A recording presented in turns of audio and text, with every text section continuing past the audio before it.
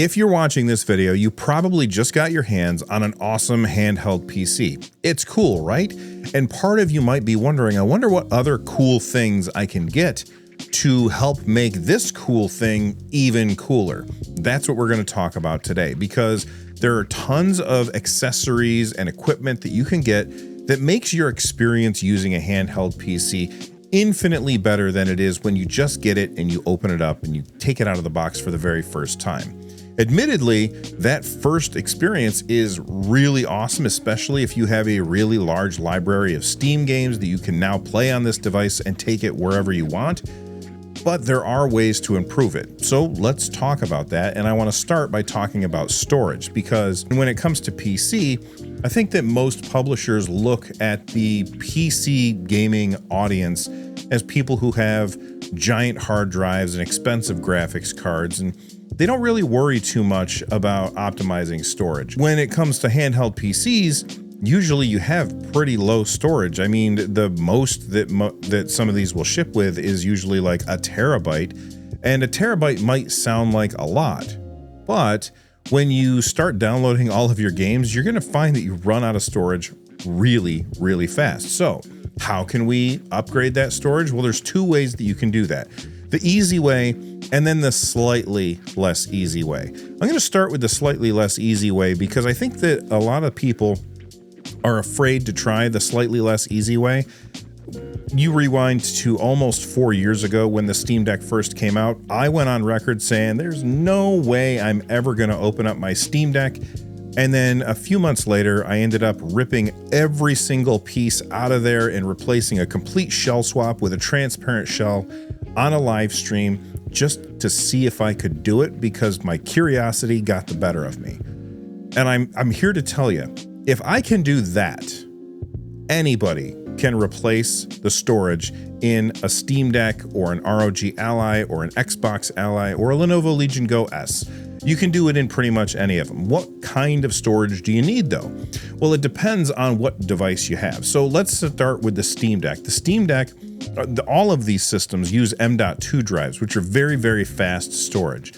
M.2 drives for the Steam Deck, you have to get some of the smaller ones. And I don't mean smaller as in storage wise, I mean smaller as in literally it's a smaller piece of hardware. You see, the way the M.2 drives are named is based on their width and their length. So an M.2 2230 drive is an M.2 drive that is 22 millimeters wide and 30 millimeters long. So if you're buying, new storage module for your Steam Deck, it has to be an M.2 2230 drive. And I've got a link down below. As with everything else in this video, links are down below for things that you can pick up if it seems interesting to you.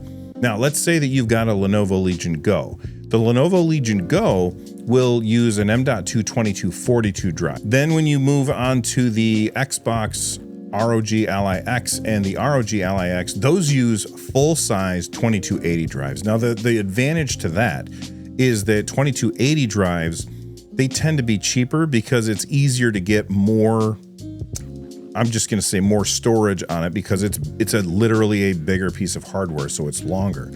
When you first open up something like the Lenovo Legion Go S, which is this guy right here, when you first open this up, you're going to look at it and say, whoa, hold on, it's got a 2230 drive in there. That's okay that it has a 2230 drive in there, because it has a bracket that you can then remove, and then you can put a 2280 drive in there if you want. So as I said before, links to all of this stuff is going to be down below. Make sure that you pick out the one that goes best with your with your handheld.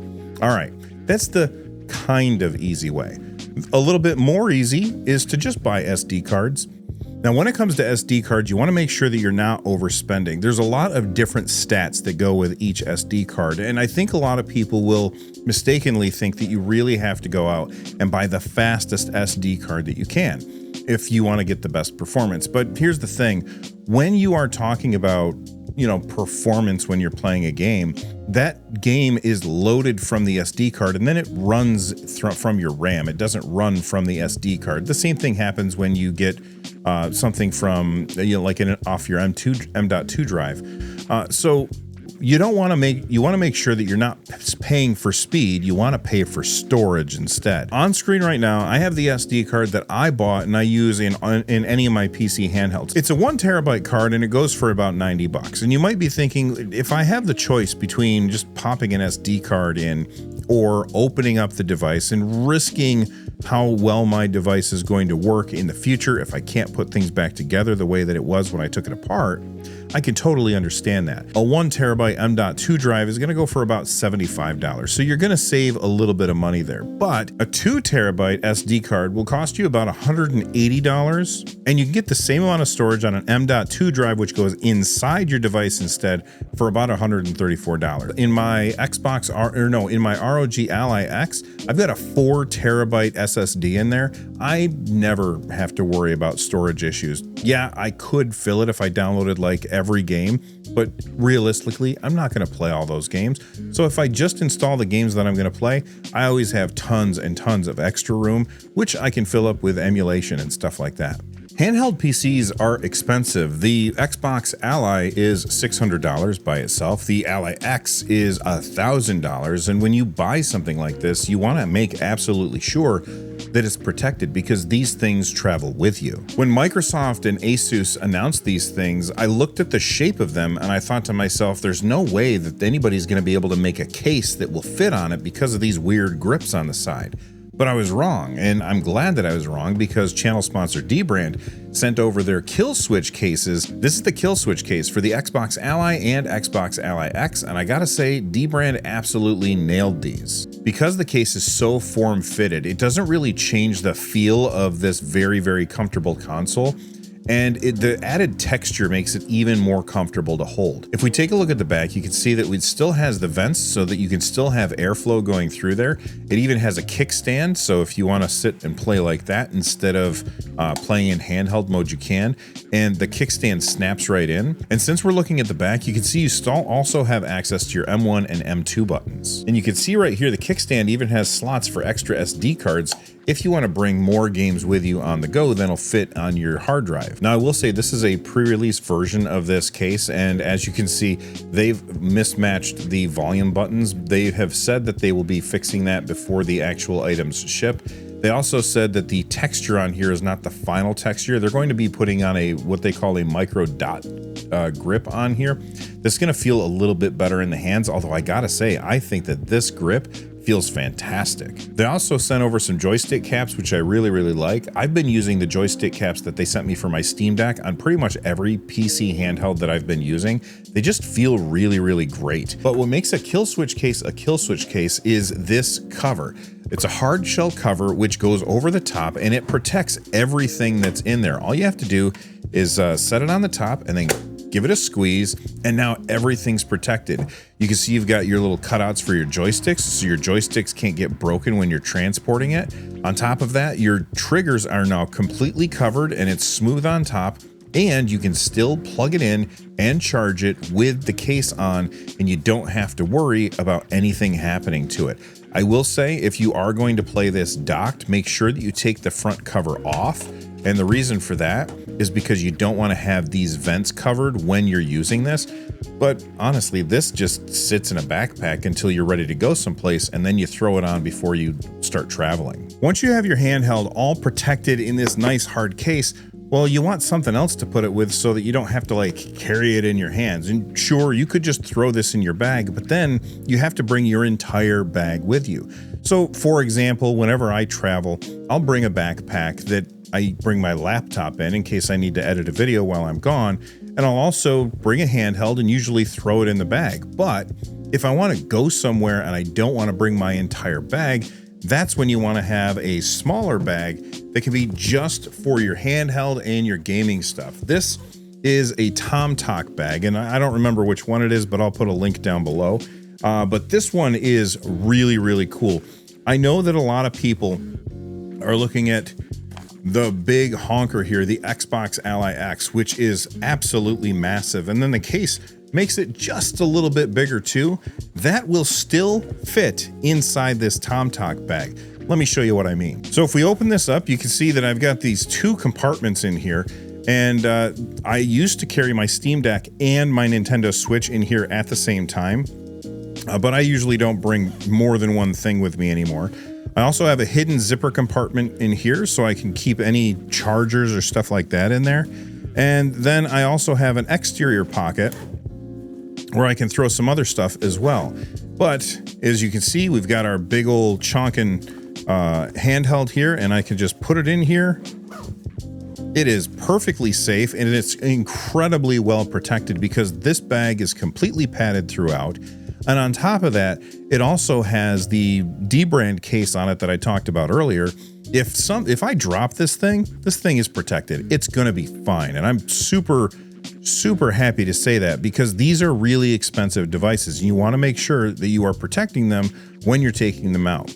Another thing that I want to point out that I really do like about this particular bag is that if you look at this clip right here, it spins all the way around. Like you can spin it as much as you want. So that means that this shoulder strap never gets all twisted up because it'll always just correct itself automatically. And I don't have to unhook this and then adjust it and then hook it back up. I can just leave it hooked up and I can adjust it that way. This is a fantastic bag, and whenever I go someplace, even if I'm not bringing like a handheld with me, this is what I use for my camera too, because it's just a really great bag that has tons of room and lots of padding, which is exactly what you want whenever you're taking expensive equipment anywhere. If you are looking for a really nice dock, I've got a couple of them. This one right here is from Ivanki, and the thing that I like most about this is this section right here. Because of this, right here's that big wide gap right there, I can fit pretty much any handheld that I want in here. For example, I'm going to grab the Lenovo Legion Go S, which is a big one, and I could just set it in there and it fits really nice. But maybe I want to put a smaller handheld in here. Maybe I want to put in the Conquer, I can never remember the name of this one, Pocket Fit. The Conquer Pocket Fit. Well, that one will fit in here too. I just have to adjust the little the back stand part, and now that fits in there. Now let's close that back up and take a look at the back. You have the port that goes directly to your PC handheld. Underneath that, we have our headphone jack if you want to make sure that you hook this up to speakers or something, which is something that I do over in my arcade cabinet. Here I have a USB for power, so this is what charges the device.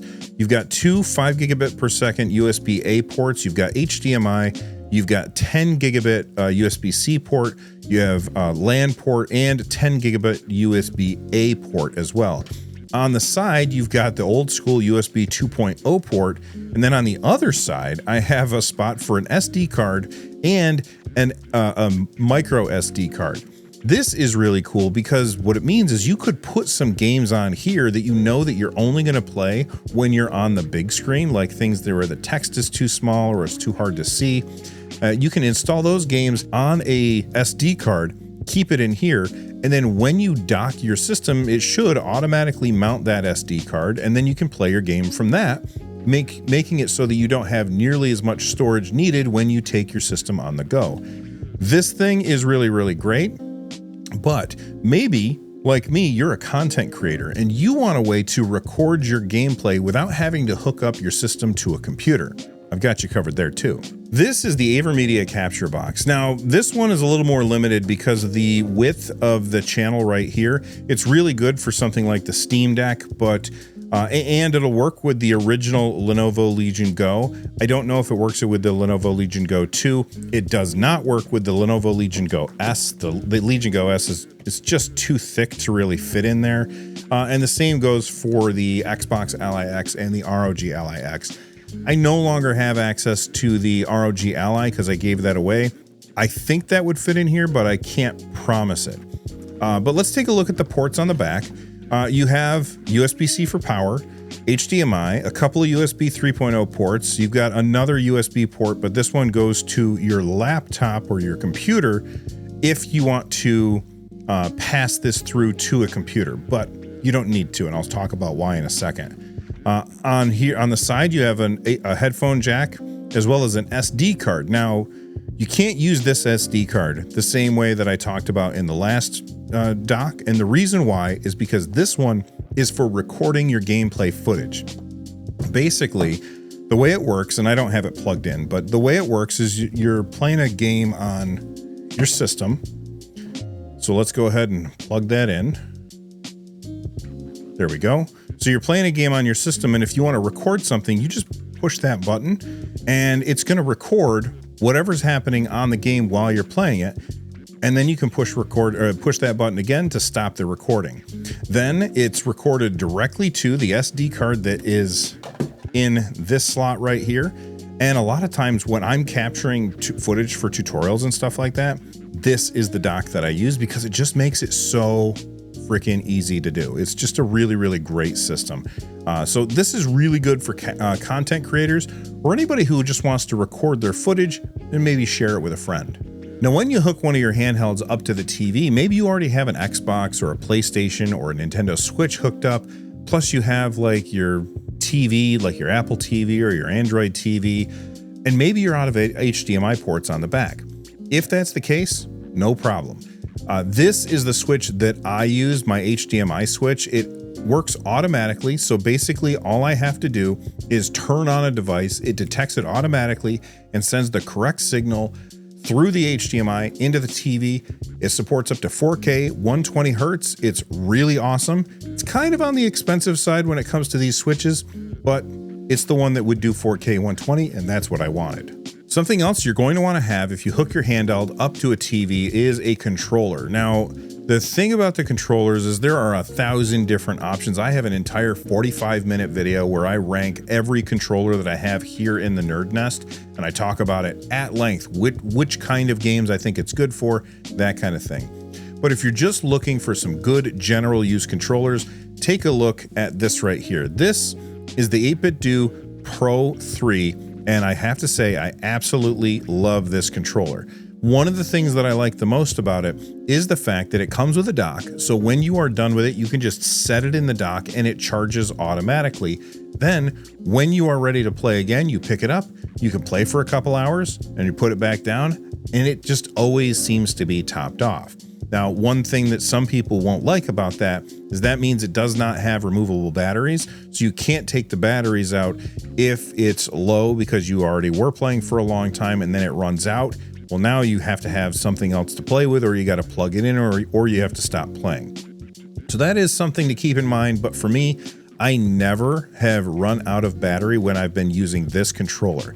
But maybe the form factor doesn't appeal to you. Maybe you don't like the Super Nintendo style layout or the symmetrical joysticks on this. This is another 8BitDo controller. This one is the 8BitDo Ultimate 2 wireless controller. I love this controller quite a bit. It's got the Xbox layout here, and you can like turn on the different LEDs if you want. You've got your start and select buttons down here. You've got a really nice D-pad on there. The sticks feel absolutely fantastic, and just like on this controller, you can see that they both have back paddles, which will allow you to do extra inputs when you are playing a game. Maybe you really want to focus on fighting games or something like that. That's where you might pick up something like this. This is the 8BitDo arcade controller. God, guys, you got to listen to this. Just listen to this thing. Oh, it sounds so good, and it feels really, really satisfying to use. You've got a switch up here, which switches it over to basically DirectX input or Nintendo Switch. And then here you have a locking mechanism, so you can make sure that it's like not waking your Nintendo Switch. Like set it to off and then set it to lock, and then none of these buttons will do anything unless you actually want them to. So you've got that little switch there. You've got your connection button up here, as well as some macro buttons. And then you have all of these extra, I don't know, I guess kidney-shaped buttons. They're very reminiscent of the buttons that were on like the GameCube controller. So when I play a game that requires the use where I would like to have WASD kind of stuff, this is WASD. If I'm playing a fighting game, then this is left, down, right, and up. And if you're wondering why is up down there, it's because it's like the space bar. So it's kind of like up is the jump and it's your space. And then here you have all of the different ABXY buttons as well as your triggers and your bumpers. And if I turn it on, you can see that they are labeled with what buttons they are. And if I switch over to switch, now you can see that we have a different set of buttons. I'm working on a video that explains this entire system or this entire controller, but just wanted to give you a quick preview if it was something you're interested in. And the best part about this thing, look at how thin this puppy is. It's so thin. Razor thin, super light, nice grippy texture on the back. And in order to connect it, you just pull out this little dongle right here and you're all set. But speaking of things you might need when you are plugged into a TV, you might need one of these. This thing right here, yeah, here we go. This thing right here is a little miniature keyboard and mouse. All of my stuff is basically running SteamOS that I am docking right now, so I don't need this very often, but whenever I have a Windows system docked to the TV, you always kind of need a keyboard and mouse, and so you can pardon my dust on this because I haven't used it in a while, but this thing is great. You just pick it up, you turn it on, and it connects to the computer, and then you can type in a couple things. You can use your mouse to interact with like UWP windows.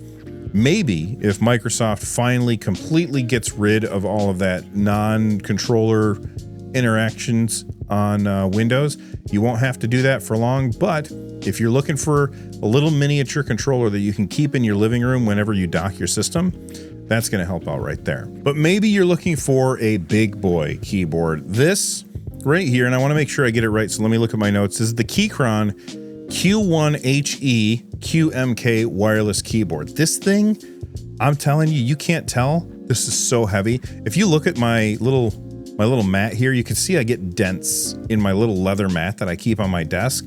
That's because this thing weighs probably 8 pounds. It's so heavy. Once you put it down, it does not move unless you are really, really pushing it. It just stays exactly where you want it. And it's awesome. Yours won't come with the cool little NerdNest logo. They did that special for me. But this thing is my favorite keyboard of all time. All of the keyboards that I use are Keychron keyboards.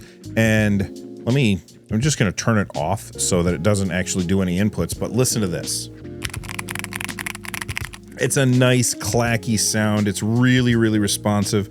And you might be wondering, why is it called an HE? That's because it is Hall effect. So you could actually, if you wanted to, I wouldn't, but you can program these to fire off at different amounts. So if you really want to make sure that you are pushing a button all the way down before it fires off, you can do that. Or if you want it to be like a hair trigger style, where as soon as you touch that key, it fires off, you can do that too. I just left mine as default, as out of the box. It's configured perfectly for me. Some of you might be looking at this and saying, oh, that's a Mac keyboard. They also ship Windows keys with it, as well as a key puller so you can swap out your buttons. And there's a switch right up here on the top that allows you to switch between Windows and Mac, or Bluetooth, or a little dongle. Now, if you're using a keyboard to interact with your handheld PC, you're probably also going to want access to a mouse. And I have been using this recently. I got it probably a few weeks ago, maybe a month ago. I'm not sure at this point. This is the Logitech MX Master 4. I used the Master 3 for years, and I love it because it has these 2 scroll wheels, but it was starting to fall apart because I use it all the time. The buttons feel absolutely great. It's got an 8K DPI setting. When you are sliding this thing around on your desk, it stops exactly where you want it to almost every single time. It's expensive, but I like it a lot, and it's really, really great for what I do, which is mostly video editing. I don't play games with mice, but if you're looking for a really nice mouse, this one has you covered. Now, we've been talking about handhelds, right? Handhelds have batteries. Batteries run out. You want to be able to bring something with you that could fit in that TomTalk bag with your handheld. We've got this. This is a Ugreen battery bank. If I turn it to the side, we can see that it's 165 watts, 2,000 milliamp hour power bank. It's got a little button on the side, which brings up our screen that tells us whether or not it's full or needs to be charged. I actually used it yesterday to charge my phone, so it's at 82% right now. But if you take a look, it's got a USB-A port on the top, a USB-C port. This is how you fill it up, but you can also plug things in there in order to charge them. But my favorite part is it's got this cord right here that is retractable and just goes right back into it. So anytime I need to charge something, this is what I do. I don't have to have extra cords laying around. This always is in my backpack, and I have a couple of them, so that anytime I need to charge something, this comes in handy. And I use these things to charge handhelds all the time, mostly because I have so many handhelds in here. Usually I have multiples that are charging at the same time. So I also use the battery bank in order to be a backup, so I don't have to plug something into the wall. Really, really useful. Well, I think I hit pretty much everything that I can think of. There's so many. Oh, wait. Where did it go? Here it is. I almost forgot about this. This right here is a little tiny USB-A and USB-C thumb drive. Why would you want this? Well, it's got USB-C, so it can plug into pretty much any device. USB-A, so it'll plug into pretty much any computer. And this is what I use to put Bazite, which is an operating system that's alternative to using Windows, on pretty much any device that doesn't come with SteamOS. I don't use Windows on pretty much anything at this point.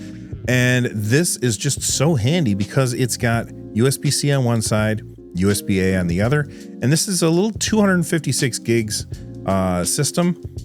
Super, super useful. That's pretty much all I can think of today. Tell me, what are some things that I left off in the comment section down below. And from the Nerd Nest, I'm Bill. If it's your first time here, please subscribe. Thanks for watching. Stay rad, everybody. Bye-bye.